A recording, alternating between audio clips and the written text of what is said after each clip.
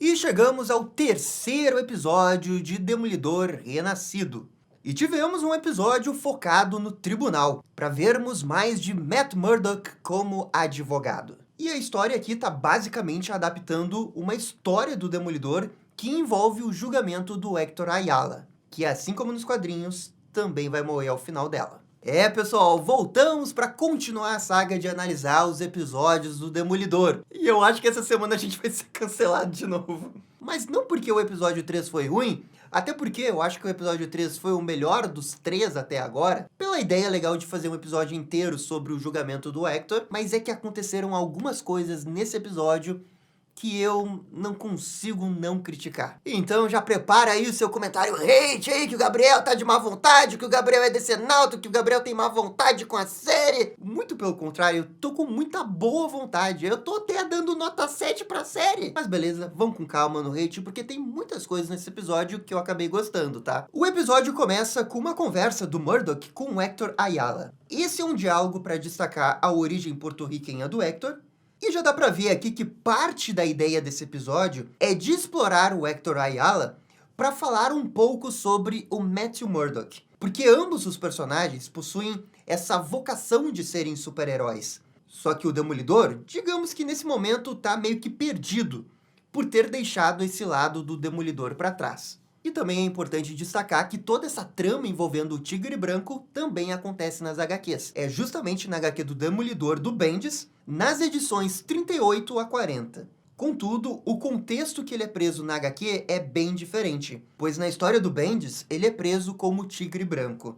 Esse episódio 3, na minha opinião, é um episódio bem ousado, porque é basicamente um episódio de tribunal no meio de uma série que está se vendendo como violenta, né, Demolidor, Rated R. E, na verdade, talvez tenha sido o episódio que eu mais gostei até o momento. Justamente por essa ideia ser diferente e a gente poder acompanhar o Matthew Murdock sendo advogado, porque essa é uma parte fundamental do personagem. A série antiga fazia bem isso, e casos de tribunal também podem ser muito interessantes. Só não falem isso pro Todd Phillips, que conseguiu estragar um drama de tribunal com o Coringa.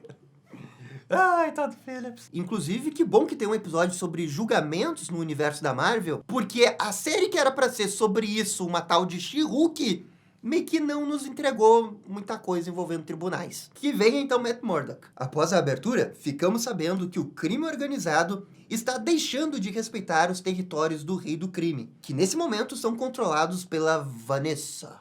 O respeito está acabando porque eles não estão se fazendo presente para controlar o território de Red Hook. Isso permite com que as gangues pequenas roubem sem ter medo de retaliação. Essa aqui é a parte do episódio que eu sinto que falta uma qualidade de direção para a série. Sabe, falta algo para tornar a cena mais impactante. Porque essa cena aí é basicamente uma cena dentro do caminhão, né, mostrando o cara que vai matar os outros e os que vão morrer. Não tem um build-up, não tem uma tensão. Agora, narrativamente falando, eu acho que eles têm uma baita ideia. Mostrar como que tá o crime organizado sem que o rei do crime possa ficar observando e controlando. O que que muda nessa dinâmica de poder agora que ele é o prefeito? Essa cena se propõe a discutir isso. Depois disso, temos aquele momento do BB Report, com as opiniões da população de Nova York sobre a situação da cidade. Eu até esqueci de comentar isso no vídeo da semana passada, mas esse BB Report eu acho que é uma baita ideia para a série. A ideia toda é dar mais vida para Nova York, dar voz para Nova York. O que a cidade está falando sobre os heróis, os vigilantes? Você coloca tudo num nível mais pés no chão, mais realista sobre a situação, e o Demolidor sempre foi sobre isso também. O bairro de Hell's Kitchen é um bairro histórico de Nova York. E, como a gente sabe, é o bairro do Demolidor. As pessoas que moram lá são importantes. E tem sim boas histórias do Demolidor que falam sobre Hell's Kitchen. Tudo bem que aqui o BB Report não é especificamente sobre Hell's Kitchen, mas eu acho também importante falar de Nova York como um todo. E eles conseguem fazer isso. Você consegue sentir um pouco o sentimento da cidade. E convenhamos, também é muito foda porque parece algo que o Frank Miller faria numa HQ do Demolidor. Beleza, agora que eu disse que é uma boa ideia e que a direção manda bem aí na hora de filmar, porque tem toda essa vibe de documentário, me incomoda um pouco esses diálogos que a população tá tendo. Deveriam ser diálogos mais realistas, relatando os problemas da cidade. o sentimento dessa pessoa. Mas aí, quando um cara vai ser entrevistado, ele fala um negócio assim, ó: bom versus mal, Nova York vai passar por isso? Não sei. Pô, velho, parece que ele é a caixinha de diálogo do Stan Lee antes de começar uma história. Não parece algo que alguém iria falar na vida real isso, sabe? Com tantos problemas na cidade, uma pessoa chega com uma câmera na mão pra ele falar dos problemas, o que tanto deixa ele angustiado, com dificuldade de dormir na cidade mais perigosa do universo da Marvel, e ele me vem com esse papo, bom versus mal. Sabe, isso não é um bom diálogo, porque ele não fala nada sobre a cidade. Agora, vai ter um outro insert do BB Report no meio do episódio, e aí é um cara falando sobre o julgamento do Hector Ayala. Aí sim, esse outro BB Report no meio do episódio, que eu achei bom. Só que também só colocaram um, e não teve nenhuma pessoa a favor dos policiais. Também acho difícil de acreditar que ninguém ia apoiar os policiais nessa situação aí. Bem, enquanto isso, Vanessa e Fisk conversam sobre a situação no bairro Red Hook. Acontece que o rei do crime não quer se importar tanto com essas briguinhas de gangue. Ele quer algo maior, um propósito maior. Isso é interessante e também acontece um pouco nos quadrinhos, na run do Chip Zdarsky, quando ele deixa o seu império com as gangues de Nova York, o que vai levar a uma espécie de guerra de gangues envolvendo aquele personagem, um coruja. Esse episódio pro Wilson Fisk foi bem bom. Aliás, os dois primeiros episódios do Wilson Fisk também foram bons, e de longe, pra mim, ele é o melhor personagem da temporada. A gente vê que ele tem um plano a longo prazo, uma visão a longo prazo, a gente vê que ele se importa também com a cidade, e se for necessário, ele vai, claro, sujar as mãos. Só quando muito necessário. Ou quando ele perde o controle. E isso é algo que a gente vê na HQ do Chip Zdarsky. Também é difícil comparar com o Chip Zdarsky, porque ele escreve o Rei do Crime em outro patamar. Mas mesmo assim, a gente vê todas essas ideias, assim, de construção de personagem do Fisk na série também. Por isso que ele é de longe o melhor. Eu gosto dessa ideia dele de talvez criar um caos, uma crise em Nova York, porque é da crise que ele vai conseguir surfar melhor. Ele vai conseguir se aproveitar melhor, se aproximar da população, porque ele é bom nisso, ele é bom em conversar com o povo. Ele sabe disso. Eu vi algumas pessoas teorizando que talvez tenha um grande plano envolvendo a Vanessa por trás. Também é uma ideia plausível de acontecer, mas nesse momento, se eu tivesse que apostar, eu diria que é o Wilson Fisk que tem um plano. Um outro mistério que eu tô gostando até o momento é o do porquê as mãos do Fisk estão sempre machucadas. E eu acredito que isso tem alguma relação com o fato do Fisk ainda querer violência. Citando de novo as HQs do Zdarsky, o Fisk arrumava briga com prisioneiros arranjadas pelo seu secretário. Isso era um tipo de terapia pro Fisk. E acredito que ele tá fazendo algo parecido na série, só que a gente ainda não viu. Bem, cortamos pro Matt, que está se preparando para a audiência do Hector, quando ele é surpreendido por um dos policiais que ele bateu. E obrigado aos escritores que não mataram os policiais que o Matt deu uma surra no episódio anterior. Estamos salvos desse crime, não aconteceu. A única testemunha que pode salvar o Hector do julgamento está sendo mantida num local protegido da polícia. O ex-policial Cherry vai visitá-lo. E o detalhe para o uso da caveira do justiceiro nas ruas, que a série está utilizando como world building. Afinal, boa parte dessa história está ligada à questão da corrupção policial. A série até tenta manter uma espécie de segredo sobre o que significa essa caveira nas tatuagens dos policiais, mas é bem óbvio o que é. Esses policiais idolatram os métodos do Frank Castle e estão reproduzindo do jeito deles. E tudo isso é baseado numa história do Punisher. Sinceramente, eu achei muito boa a ideia de ligar essa plot das caveiras, né, dos policiais, e interligar isso com Wilson Fisk sendo prefeito. Ao mesmo tempo que você envolve um demolidor que está afastado de ser vigilante. Esse quadrado de elementos, o Matthew Murdock, o Wilson Fisk, o Frank Castle e os policiais, cara, dá pra fazer uma história muito foda. Eu até acho que o Frank Castle já deveria ter aparecido nesse episódio, e espero que ele apareça no próximo, mas desses 4 elementos, sem sombra de dúvidas, dá pra fazer uma história muito foda. Esse é o ponto que eu fico bem otimista com a série. Eu fico otimista também com a questão das regravações, que a gente sabe que vai ser mais forte a partir do episódio 7 ou 8. Eu acredito realmente que no momento que eles terminarem as gravações antes dos reshoots, a qualidade da série vai dar um up. Bem, finalmente começa a audiência com o depoimento do oficial Powell, destacando, claro, os seus grandes méritos como policial. Todo esse julgamento vai lembrar bastante os quadrinhos do Bendis. E é onde a gente vai ter a parte que eu achei mais interessante do episódio, já que eu gosto no papel de todo esse drama de tribunal envolvendo o Hector. Só que, e aí você pode me chamar de chato, mas é que não tem o que fazer, gente.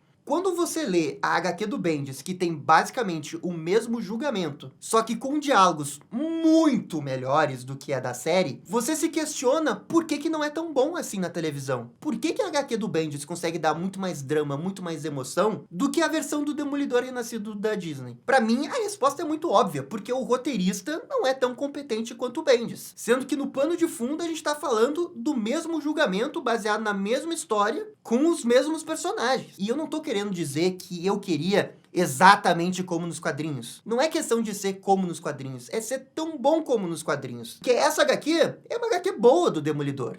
É uma saga bem legal para você se basear e fazer um episódio sobre isso. E para mim, o grande problema que vai envolver esse julgamento é a parte da promotoria, a parte que tá acusando o Hector Ayala. Esse promotor aí que vocês estão vendo é muito, mas muito incompetente. Enquanto que o promotor da HQ é completamente o contrário. Ele é extremamente competente, coloca o dedo na ferida e não tem medo de jogar discurso para ficar jogando o vigilante contra a população. Exemplo, o Murdock vai chamar o Reed Richards para testemunhar a favor do Hector, justamente pelos seus feitos como herói. Só que o promotor vai ficar interrompendo o Reed e leva o tópico da conversa sobre o namoro, de ter justamente mudado de lado, já que antes ele era vilão, virou herói e fica alternando de lado o tempo todo. Ou seja, isso poderia também acontecer com o Hector. Não é porque ele é um herói que amanhã ou hoje ele não pode acabar agindo como um vilão. Percebam como o promotor da HQ é faca na bota. Ele manipula a narrativa a favor dele. E isso faltou na série. Esse promotor é um bunda mole. Ele não consegue revidar o Matt Murdock. Ele não tá no nível do Matt Murdock. E para ter um bom caso de julgamento, você precisa que os dois estejam no mesmo nível. O roteirista, quando ele vai escrever, ele tem que ser justo nos dois lados. E claramente o roteirista estava privilegiando o lado do Matt Murdock aqui. Agora, por outro lado, eu gosto do Matt Murdock durante o julgamento. Ele é duro quando precisa ser duro. Ele faz a piada para debochar do policial. Ele defende o Hector na questão do vigilantismo. Contudo, e é aqui que vai entrar a minha grande crítica desse episódio, o Matthew vai fazer uma coisa que é altamente questionável pro personagem dele. Ele vai revelar durante o julgamento que o Hector Ayala é o Tigre Branco. Ele faz isso como última medida para conseguir salvar o Hector. Eu fiquei refletindo bastante se isso é uma coisa boa, se isso era uma coisa ruim, se ele não tinha outra opção. Eu entendo que não tinha outra opção. Olha, eu acho que isso é muito fora do personagem. Nessa mesma HQ que eles estão se baseando na run do Bendis, tem um jornal de Nova York que descobre a identidade secreta do Matt Murdock, publica uma reportagem dizendo que ele é o Demolidor, e o Matthew, vocês sabem o que ele faz? Ele mente na cara dura dizendo que ele não é o Demolidor e processa o jornal. A gente tá falando do advogado que já defendeu vários heróis nas HQs. Como a HQ, o universo da Marvel é grande, tem 60 anos de história, eu não duvido que talvez em algum momento da história ele não tenha feito isso com algum herói. Mas mesmo que isso tenha acontecido na HQ 132 de 1975, eu acho que isso é muito fora do personagem. Pelo que ele é, pelo que ele representa, pelo fato dele ser advogado de defesa da vítima, ele vai defender a vítima, mas ele não vai expor a vítima. Porque ele fez isso, ele expôs a vítima. Ah, Gabriel, mas então você acha que não teria solução? Assim como no primeiro episódio, que ele jogou o mercenário pra morrer, é uma coisa que eu acho que dá pra justificar se você tá desenvolvendo isso. Se você tivesse feito, no episódio 2, uma cena do Matthew conversando sobre vigilantes. Talvez ele queira imputar a própria decisão dele de deixar de ser Demolidor no Hector, entendendo que o Hector tá errado em querer seguir esse chamado de ser vigilante. Se essa é a ideia que o leva a tomar a medida extrema de fazer o expose do seu cliente, eles deveriam ter feito algumas cenas deixando isso bem mais claro, até para desenvolver mais o Matt. Porque a gente não tem muitas cenas de desenvolvimento dele em 3 episódios. Esse episódio vai ter uma cena de desenvolvimento, é uma cena muito boa, eu vou dizer depois qual que é, mas a gente não sabe muito o que tá passando na cabeça dele. E sem você justificar essa ação extremamente exagerada do roteiro, eu não consigo concordar com ela. Eu realmente queria dizer que a série é 10 de 10, mas eu não consigo, eu tenho que ser sincero com o que eu já li de Demolidor e o que eu entendo que é o personagem. Enfim, num primeiro momento,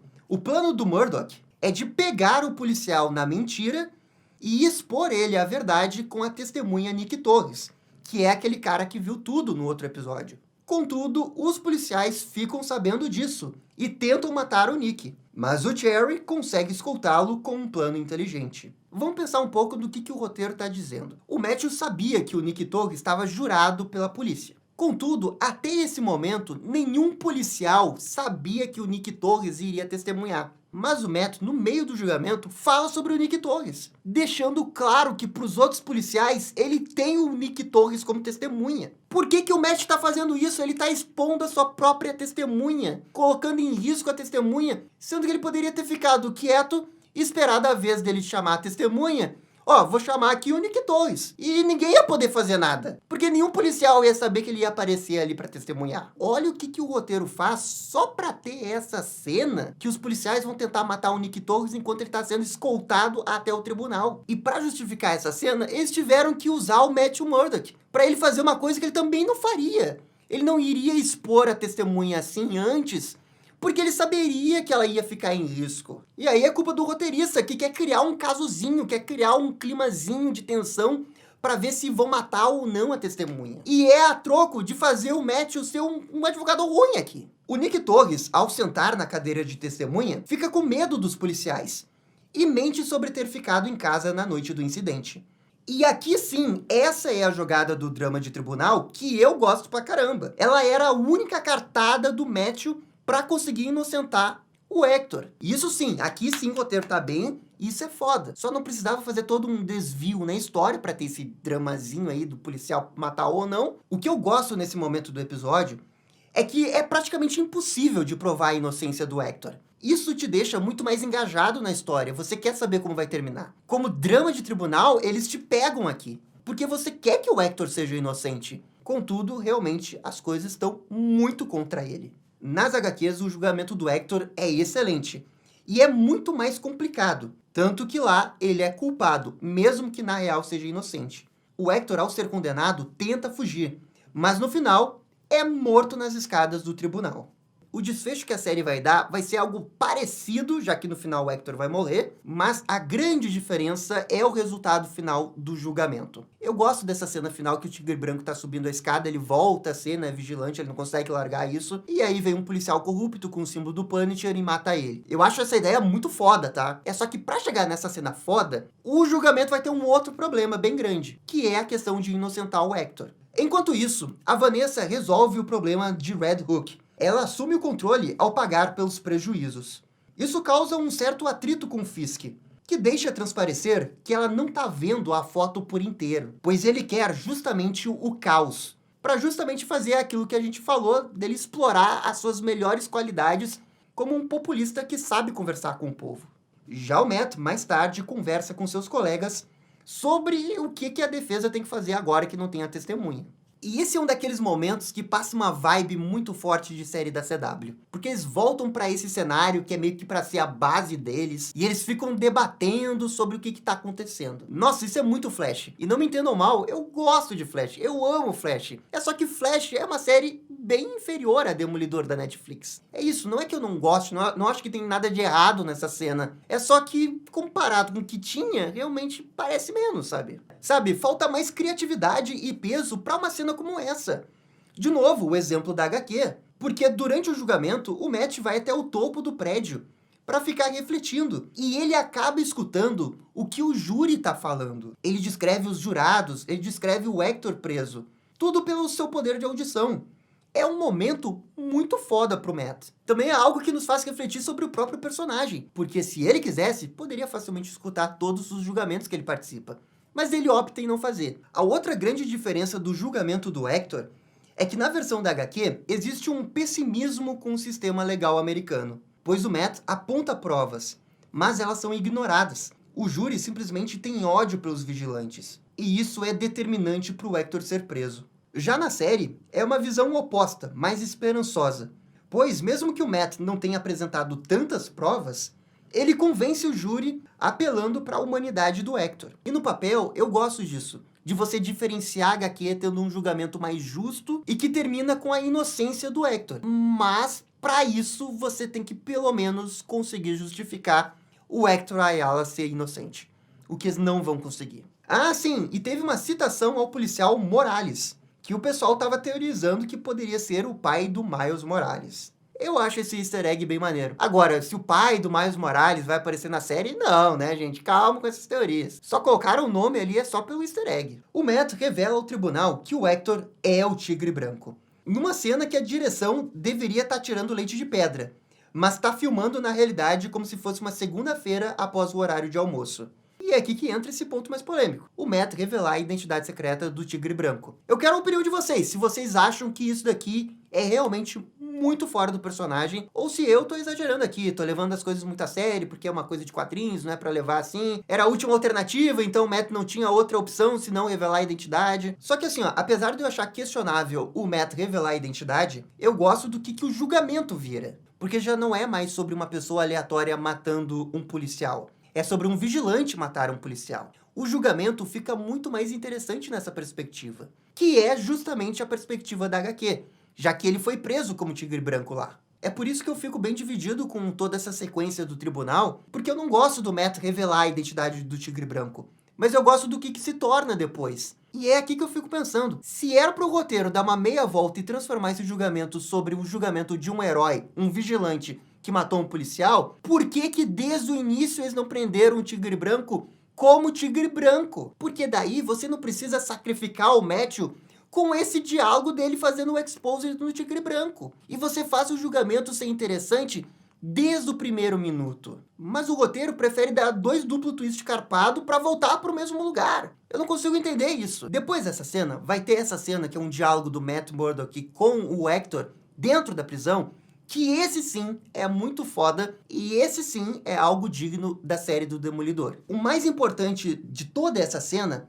é como ela conecta no arco do Demolidor de abandonar o manto. Afinal, quando o Hector fala que ser um vigilante é um chamado, o Murdock entende isso e tenta até mesmo se convencer que pode fazer isso sem uma máscara. É isso que ele está fazendo nesse momento, mentindo para si mesmo sobre quem ele é, apagando uma parte de sua vida, esse chamado de Deus. Aí sim, série, essa cena é muito foda. Você tem esse episódio sobre o caso da semana, o julgamento do Tigre Branco, mas esse caso também conversa com o core da temporada, que é sobre o Demolidor. Esse arco do Demolidor de abandonar o manto depois que o Fog morreu e ele tentou matar o mercenário. Aqui que a gente sente essa penitência dele. Ele querendo renegar o manto do Demolidor, o chamado, porque ele entende que quer fazer as coisas de um jeito diferente agora. Ele quer fazer sem o Demolidor, sem colocar as pessoas em risco. É isso que eu e o Marcelo a gente estava cobrando no episódio 1 e no 2. Porque no 2 só tem uma cena pra fazer isso, que é a cena dele passando na igreja e não entrando lá, que é uma cena bem boa. E aqui de novo a gente tem essa outra cena, mas ainda assim é uma cena por episódio. Ainda é muito pouco.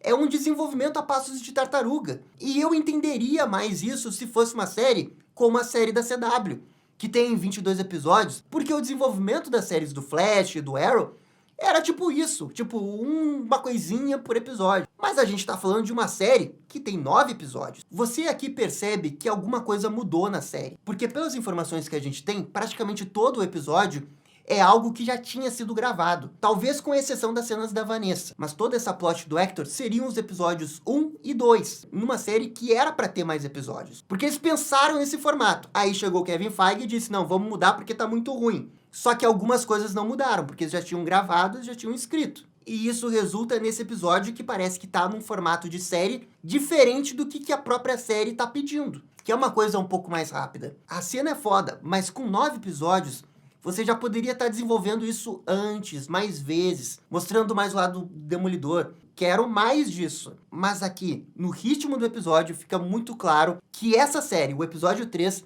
era uma coisa antes das regravações, e depois que a série sofreu as regravações e tem só 9 episódios, esse ritmo do episódio 3, ele não conversa muito com o que a série deveria estar tendo. Agora, todo esse dilema do Matt Murdock tem tudo a ver com o arco que ele quer ter na série, né? Qual que é o seu propósito? Você é o que você faz? O Matt é definido por ser Demolidor? Ele mente pra si mesmo de que não. Ele não precisa ser o Demolidor para ser herói. Ele pode ser herói sem máscara. Ele quer provar pra ele mesmo que pode ser esse herói sem máscara. Então, meio que ele tá aqui se torturando ao fugir de sua verdadeira identidade. Foda, e isso sim é Demolidor. E assim, ó, ficou tão bem feito que você nem precisa das caixinhas de narração do Demolidor, como tem na HQ. Você olha pro Matt escutando as conversas do Hector sobre vocação, sobre precisar, e você sente ele escutando isso. Ele entendendo que, pô, esse cara tem razão, eu já fui assim. Você sente essa penitência, esse sentimento de culpa. Então, parabéns pro episódio, porque essa sequência de diálogos eu achei que ficou excelente. E muito bem para desenvolver o Matt Murdock sem necessariamente você falar sobre o Matt Murdock. Bem, no dia seguinte, o julgamento continua. E o Matt apela para os feitos do Hector e consegue convencer o júri. Hector é inocentado de suas acusações. E ok, a gente precisa conversar um pouco sobre esse julgamento. Porque assim, eu ainda não tenho certeza por que o Hector foi inocentado. Mesmo que tenha sido sem querer ou autodefesa, ele ainda é responsável indiretamente pela morte do cara. Então assim, ó, eu não tô dizendo que é homicídio doloso, mas pelo menos foi homicídio culposo. Porque o próprio Hector fala no depoimento dele que o cara foi pra cima, virou ali e ele caiu no trem. Como que isso não é homicídio culposo? E além disso, é como que a defesa construiu a inocência do Hector, que também não faz sentido. Porque a defesa do Hector falou basicamente que ele é um super-herói, um vigilante que ajuda as pessoas, e que, portanto, ele é uma boa pessoa, que ele não tem nada contra policiais. Olha só, ele até ajudou policiais. Então, ele nunca poderia cometer um crime, ele nunca iria matar. Mas o que está sendo julgado não é que ele é uma boa pessoa. O que está sendo julgado é se ele matou essa pessoa. E o que aconteceu é que o roteiro manipulou, forçou demais para inocentar o Hector. E eu gosto da ideia dele ser inocentado. Mas um bom julgamento precisa de um bom roteiro. E não foi isso que eles entregaram. E quanto ao promotor, gente, esse daí pode demitir. Esse cara é o maior incompetente da história. Aquela defesa final dele de envolver o impacto do trem é lamentável. Ele deveria ter apelado dizendo que não tem nenhuma prova, que o Matt Murdock transformou esse júri numa piada, ao trazer pessoas que não tem nada a ver com o caso, dando depoimentos que não tem nada a ver com o caso. Mas o advogado ficou ali. Eu vou deixar o Matt Murdock fazer um circo em cima desse julgamento. Incompetência do seu promotor. E claro que eu tô brincando, é culpa do roteirista que manipulou tudo pra fazer com que o cara fosse inocentado. Um caso que deveria ser super foda de julgamento, eles transformaram num caso de julgamento que você tem no colégio, sabe? De tão beabá e simples que acabou sendo. Gabriel, mas tem como inocentar o Hector sem ficar forçado? Eu mesmo citei o negócio da HQ que o Matt Murdock fica escutando o que os jurados estão debatendo. Ele poderia ter escutado a conversa e, consequentemente, a gente, que teria, sei lá, uma pessoa que é contra ele ser preso. Como tem que ser um júri, tem que ser uma questão todo mundo, eles podiam dar um argumento pro cara do porquê que ele tá quebrando e aí o júri não chega num resultado final. Seria legal porque daí o Matthew estaria usando os seus poderes também, né? Pouco a pouco ele estaria cedendo às tentações de usar seus poderes em outras circunstâncias. Depois que o Hector é inocentado, temos mais uma cena do Matt conversando com a sua terapeuta namorada, dessa vez sobre o Fog. O Fisk concede uma entrevista sobre vigilantismo e a última cena mostra o Hector sendo assassinado por um policial corrupto carregando o símbolo do justiceiro. E descontando o que levou o Hector a ser inocentado, é essa cena que ele volta a ser vigilante porque é o chamado, ele precisa, e aí um policial vai lá e mata ele. Isso eu acho bem foda. É um jeito que você termina e você iria querer ver o episódio seguinte na hora, sabe? Na teoria, eu gosto de tudo que tá sendo contado nesse episódio. É um episódio focado no tribunal, que eu adoro. É pra gente ver mais o Matt como advogado, que eu adoro. Pra discutir vigilantismo em Nova York de um jeito mais legal. Gosto dos bebê report. Tudo isso no papel, eu acho que era pra ser um episódio excelente. Mas na prática, eu me incomodo com a execução de algumas ideias. Falta roteiro e direção. Porque, infelizmente, assim, ó, não tem milagre. Um bom julgamento depende de um bom roteirista. Mas, só pra gente não esquecer, tem coisas bem legais nesse episódio. A parte do Fisk com a Vanessa. O diálogo do Matthew Murdock com o Hector na prisão ali. Diálogo foda, desenvolve um Matthew, coloca o arco dele para caminhar bem ao longo da temporada, que era uma das coisas que eu reclamei no episódio anterior. Vendo agora que teve coisa no 2, tendo coisa no 3, eu fico bem mais tranquilo, apesar de achar que uma cena por episódio ainda é muito pouco. Por isso, colocando os pontos negativos, e os pontos negativos, pra mim é um episódio nota 7. Mas esse episódio, por ser uma coisa diferente, um episódio de tribunal, eu ainda acho que ele consegue se destacar, sabe? Pros padrões do MCU, eu acho que é uma série boa. Só o Demolidor e o Rei do Crime ali já seguram a série. Mas como uma nova temporada da série do Demolidor, que continua da Netflix, não tem como esconder que ainda bate uma decepção. Ainda mais se logo depois você escutar o julgamento do Punisher na segunda temporada. Aí é sacanagem. Aí a gente tá falando de um outro nível, outro patamar. É por isso que Demolidor, da Netflix, é nota 10. Esse daqui, por enquanto, É nota 7, 7,5, vai. Eu tenho muita esperança que vai melhorar bastante ali no episódio 7, que é quando termina as gravações originais antes do reshoot. Acredito fielmente que os reshoots no final foram pra melhor. E comenta aí, eu sei que vocês vão falar que eu sou hater desse Nauta, eu sei. Eu só tô fazendo o review mais honesto, tentando dar as melhores justificativas possíveis que eu tenho. E tá tudo bem, eu não tô dizendo que a série é ruim. Se você tá gostando, melhor. Eu queria tá adorando também. Eu queria muito tá adorando. Mas infelizmente não é o meu caso. Mas enfim, cada um tem a sua opinião. Eu fico por aqui e até o episódio da semana que vem. Tchau, tchau. E esse foi o vídeo analisando o episódio 3 de Demolidor. E aí, gostaram? Não gostaram? Deixem suas opiniões nos comentários. E se curtiram o vídeo, deixe aquele joinha. E inscreva-se no canal para ficar sabendo absolutamente tudo sobre Batman. Obrigado, gente, e até a próxima. Tchau, tchau.